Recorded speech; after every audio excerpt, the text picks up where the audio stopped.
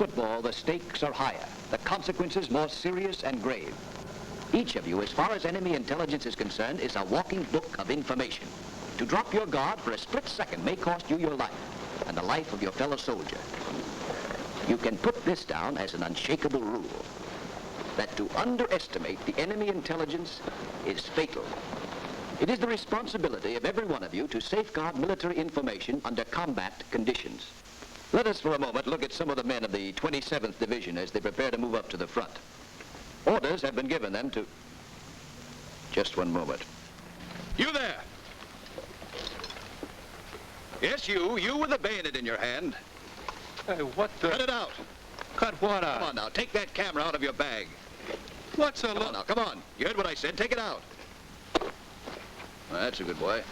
Now, you know you can't take that up to the front with you. Why not? It's only got one roll of film in it. A couple of shots I took of my buddies. Take our walk, will you? Come here.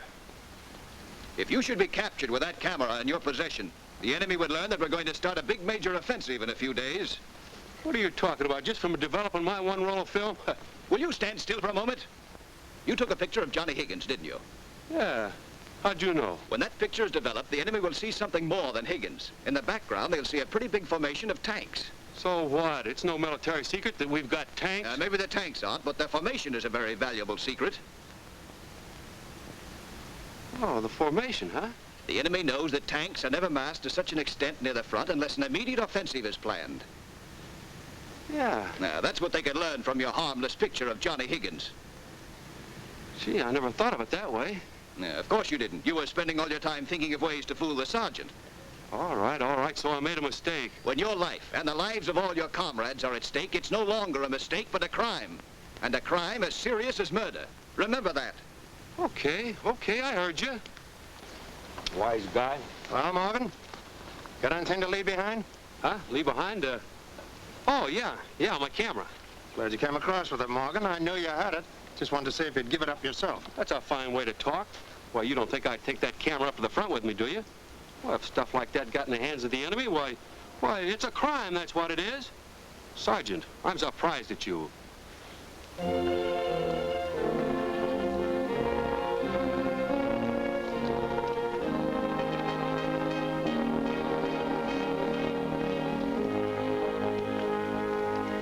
Johnson, have you got another diary for me?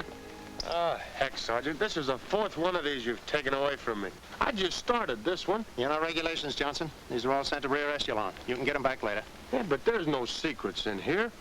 I don't even know any secrets myself. I don't know about that. Let me have a look at that thing.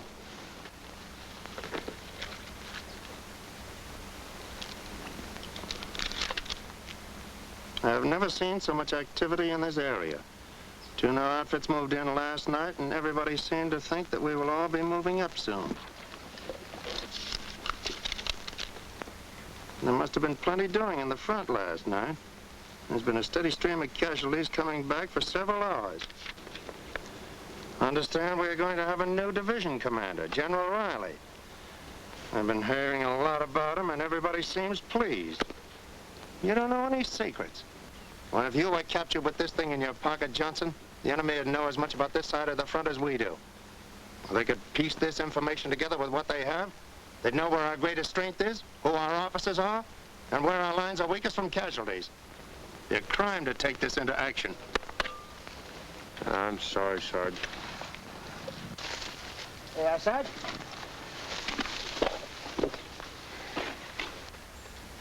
Henningsen, I won't keep you long. I just thought I'd remind you about something. Go ahead, light your cigarette. About that cigarette case your pal Roberts didn't give the sergeant. Don't you think you ought to remind him about it? I told him, but he says his girl gave it to him and is going to stay with him. But his girl, a very pretty girl to be sure, foolishly had his name and division number engraved on it. The enemy can use information like that. Oh, I told him about it, but he won't give it up. Then why don't you tell the sergeant? Oh, look, Bud, you got me wrong. I'm no squealer. You're a fool, Henningsen. Since when is it squealing to obey orders? All you men were told to turn in everything which shouldn't be carried into action.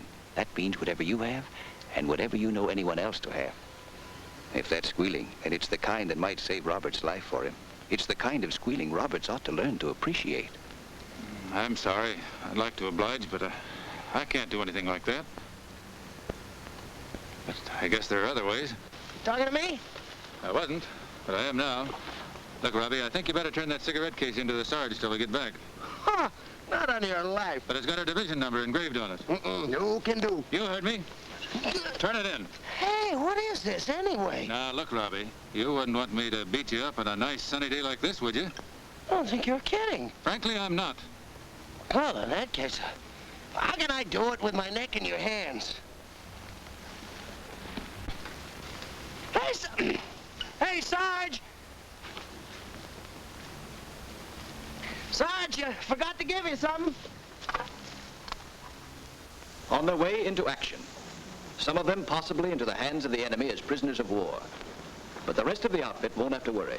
They won't be betrayed by a scrap of paper carelessly stuffed into a pocket, a bit of jewelry with telltale engraving, a thoughtlessly taken photograph, or anything else that might possibly give a bit of information to the enemy. But there are other ways in which a moment of heedlessness, even a moment of laziness, might put an invaluable piece of information into the enemy's hands.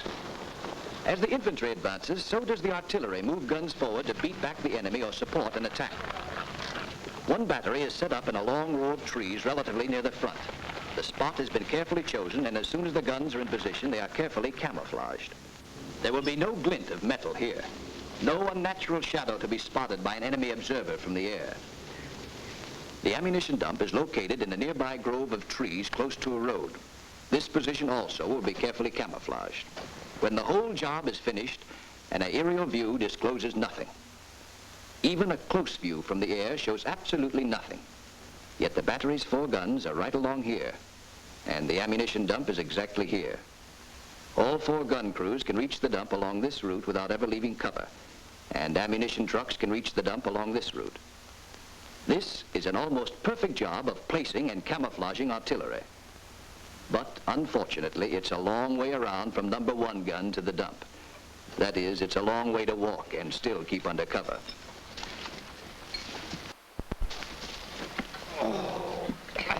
Come on, Joe. We only got one more trip to make. Ah, take it easy. I walked 1,000 miles a day between here and that dump. It's not my idea. Come on, let's go. Well, if we have to, let's take a shortcut.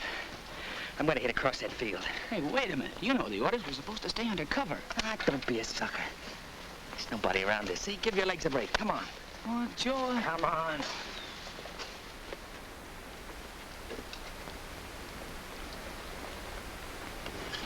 See, we saved ourselves 15 minutes walking. The guys from number 2 gun have been doing it all along. Hiya, Joe. Hi. Just getting ready to start back. Oh, say, you can back your truck up under those trees and turn around. I should go through all that trouble. I can swing around the corner of the field here. So long. So long. Ah, quit your worrying, will you?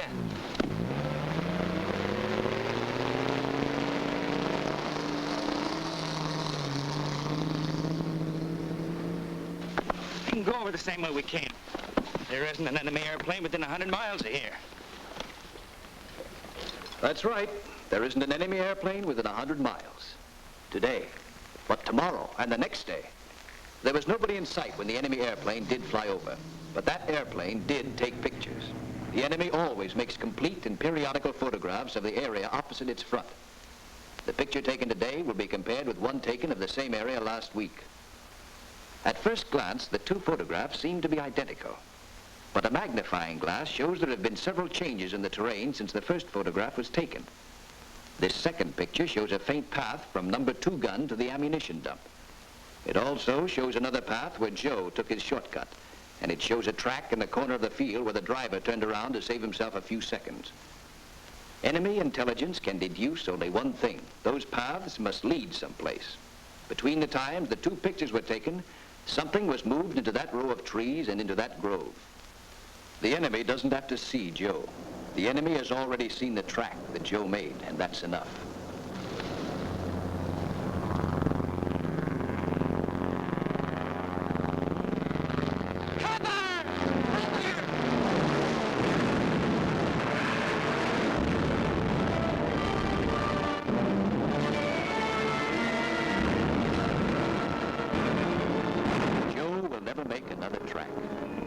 Joe's death wasn't the only harm done.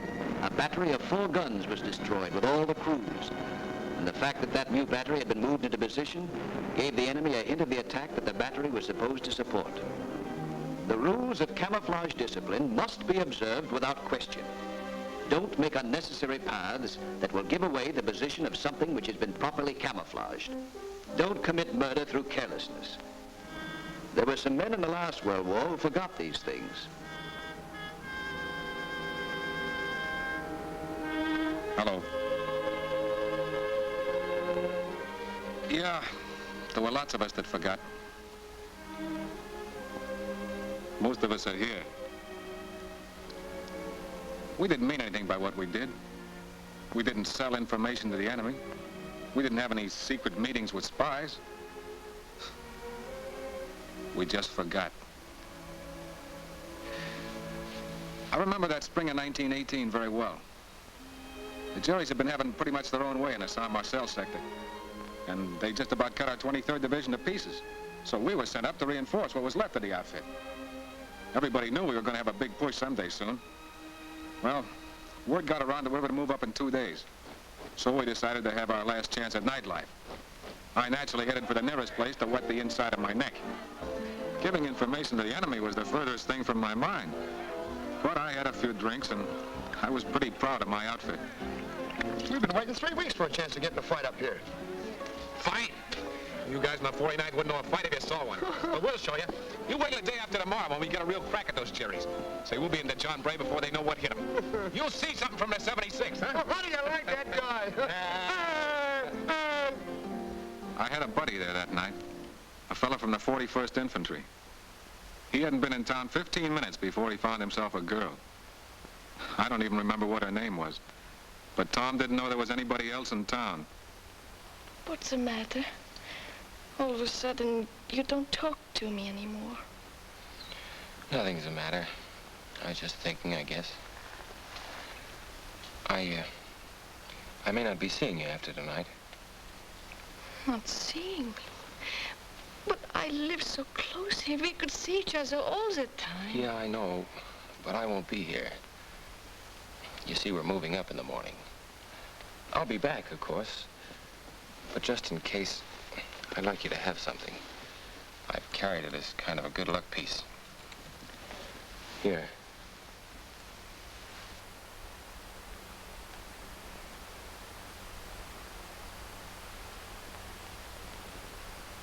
Day after tomorrow, the 76th.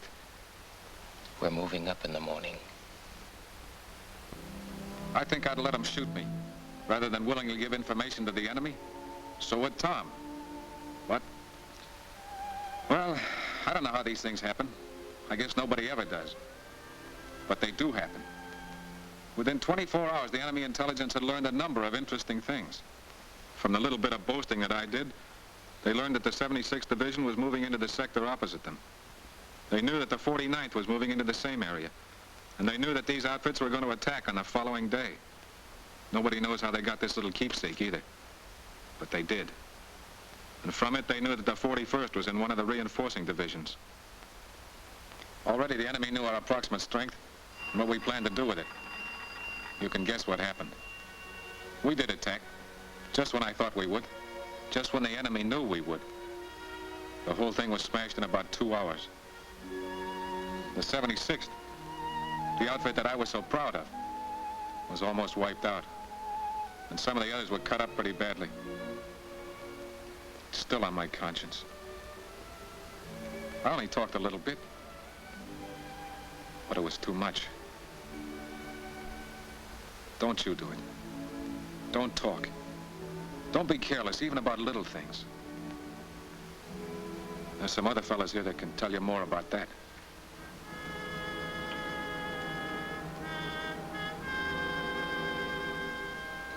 There isn't much I can tell you that you don't know. I can tell you what happened to me. As usual, it was only a little thing. I just wanted my wife to know how I was getting along.